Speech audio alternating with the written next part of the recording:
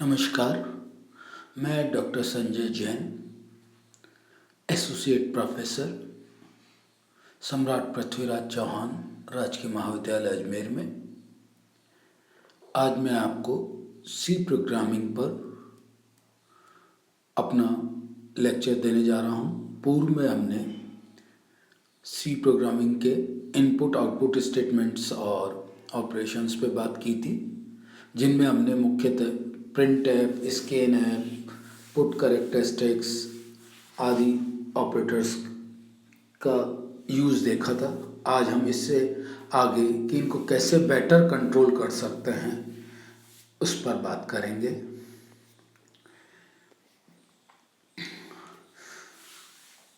Input पर अगर हमें बेहतर नियंत्रण रखना है, इनपुट में लेने वाले प्रिंटफ और स्कैन स्टेटमेंट्स में हम कैसे यूज़ करें कि हमें और बेटर आउटपुट मिले जैसा हम चाह रहे हैं। यहाँ पर स्कैनफ के प्रयोग से हम देख रहे हैं कि क्या क्या इसमें और प्रावधान है जिससे हम और बेटर इसको यूज़ कर सकते हैं। इंटीजर के लिए आप देखिए, कंट्रोल स्ट्रिंग में अगर हम %d लिखते हैं तो यहाँ पे जो n का मीनिंग है संख्या से है। जैसे हमने लिखा स्कैनफ ब्रैकेट, कंट्रोल स्ट्रिंग में हम लिख रहे हैं %2d, और जो वेरिएबल हम चाह रहे हैं इस कंट्रोल स्ट्रिंग के लिए, कॉमा, दैट इज एज। अब ये जो एज है आपकी दो डिजिट्स में आपके पास आ जाएंगी, 0 से 99 तक, 00, 01 से लेके 99 तक का आपको ये दिखाना चाहिए। डिस्क्रीट ले रहे हैं इसलिए इंटीजर, डेसिमल नहीं आएगा। तो इस तरह से दो अंकों से बड़ी संख्या को, दो अंकों से बड़ी नहीं आएगी, दो अंकों जितनी बड़ी से बड़ी 99 वाली संख्या भी इसमें स्टोर हो जाएगी। और इनपुट का और भी उदाहरण देखें आप, जैसे ये दो भी हम एक साथ ले सकते हैं अलग अलग। स्कैनफ कंट्रोल स्ट्रिंग में %2d एंड %5d। अब यहाँ पे जो पहला है %2d, जैसे हमने ऊपर एज लिया है वैसे ही एंड एज। सेकंड 5d के लिए लिख रहे हैं and basic, that is meaning इसका हुआ बेसिक सैलरी। बेसिक सैलरी 5 अंकों में है तो 5 तक के लिए लेगा वो, ओके। 4 अंकों में तो आगे 0 लगा के 5 अंक कर देगा, क्योंकि 5d आपने बाउंड कर दिया उसको 5 डिस्क्रीट अंकों तक। तो जिस तरह की सैलरी होगी उस तरह की शो करेगा। लेकिन अगर किसी की 6 में है तो वो यहाँ नहीं आ पाएगी, क्योंकि आपने 5 में बाउंड कर दिया है। यदि इनपुट में 3, 4, 5, 1, 2 दिया जाए तो प्रथम वेरिएबल सिर्फ 3, 4 स्टोर होगा और द्वितीय वेरिएबल मात्र 5 स्टोर होगा। संख्या 12 मेमोरी में रह जाएगा, जो कि इसी प्रोग्राम को आगे काम के लिए दिए गए इनपुट में प्रयुक्त होगा। वहीं अगर हम इस तरह से दें, एक स्पेस छोड़ के 6, 7, 2, 3, 4, 5, 6, 7 दिया जाए तो प्रथम में 2, 3, 4, 5, 6 स्टोर होगा, 5 डिजिट होंगे, छठा नहीं आएगा, ओके। अगर हम इस तरह से करें %d and 5d and basic, इस स्थिति में स्टार उस कार्य को क्रम में लाने के वाली संख्या को नकार देना होगा।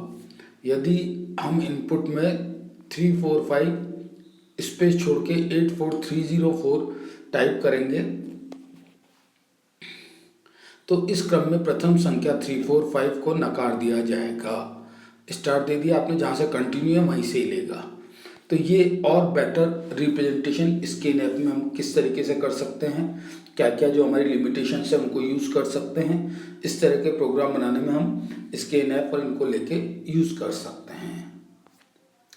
नेक्स्ट है, अगर अभी जो हमने लिया था वो रियल इंटीजर के लिए था, डिस्क्रीट था, अब ये हम फ्लॉट के लिए ले रहे हैं। फ्लॉट में हम कैसे दिखाएंगे?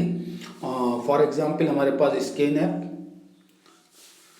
Control string %3.2f control string close and f1, and लगाना ही पड़ता है हमको स्ट्रिंग स्टेटमेंट में किसी भी वेरिएबल के पहले।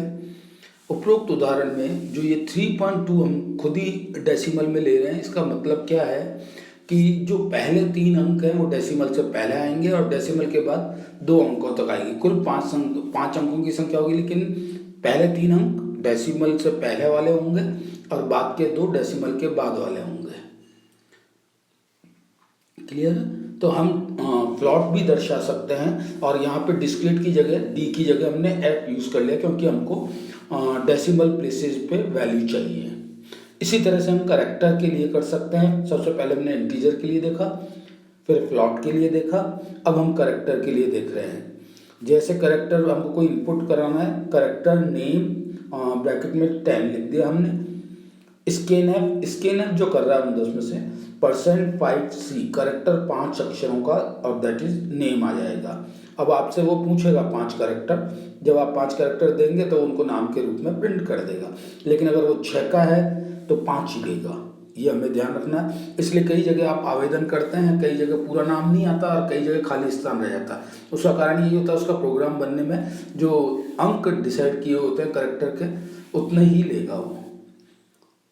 तो आज हमने ये इनपुट के लिए, फ्लॉट के लिए, इंटीजर के लिए, करेक्टर के लिए कैसे बेटर हम रिप्रेजेंट कर सकते हैं स्कैन फंक्शन में, उनको देखा। नेक्स्ट हम ले रहे हैं आउटपुट में। ये इनपुट की बात थी, आउटपुट में कैसे आता है देखिए। इस टेबल से आपको बहुत क्लियर होगा। इसमें पहले प्रिंट एफ कंट्रोल, ये प्रिंट एफ के लिए बात कर रहे हैं हम, भी हमने स्कैन के लिए की थी।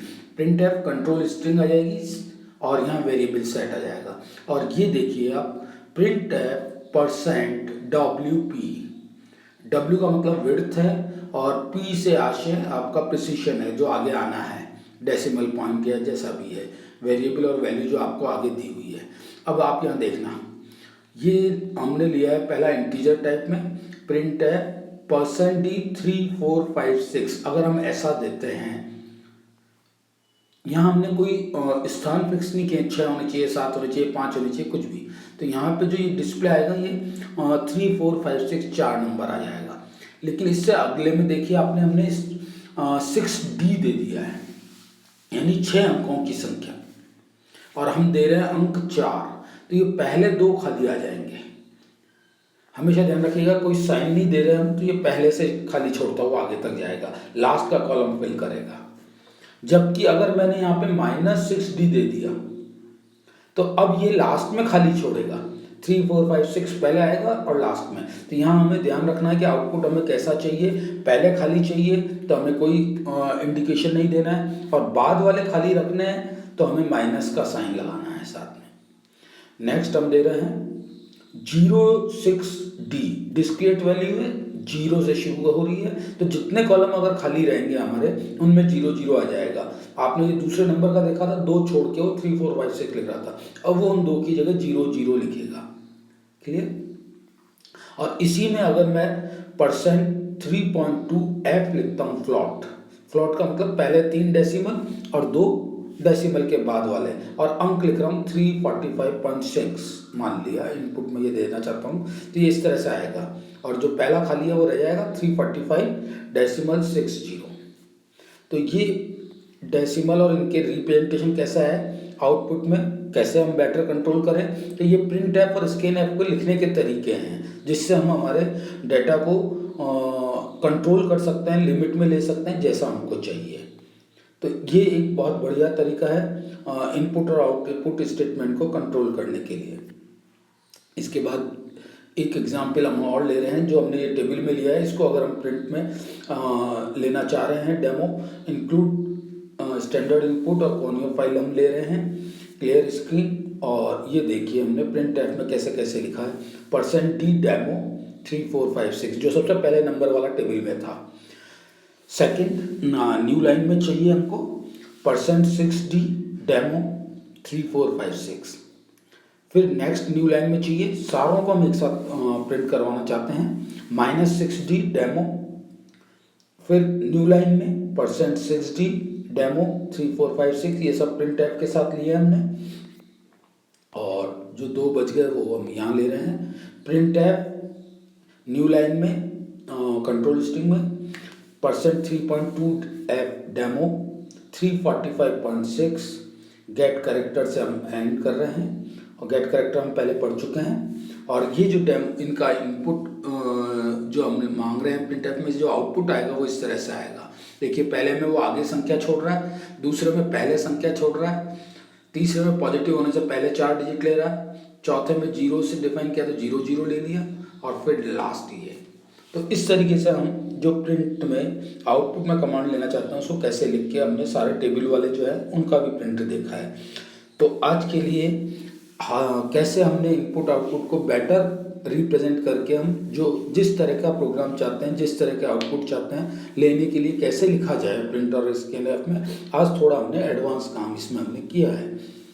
तो कल हम इसके और थोड़े बड़े प्रोग्राम लेंगे जिनमें कुछ मैथमेटिक्स भी लगेगा और प्रिंट और स्कैन को यूज़ करेंगे। तो आज के लिए इतना ही। Thank you.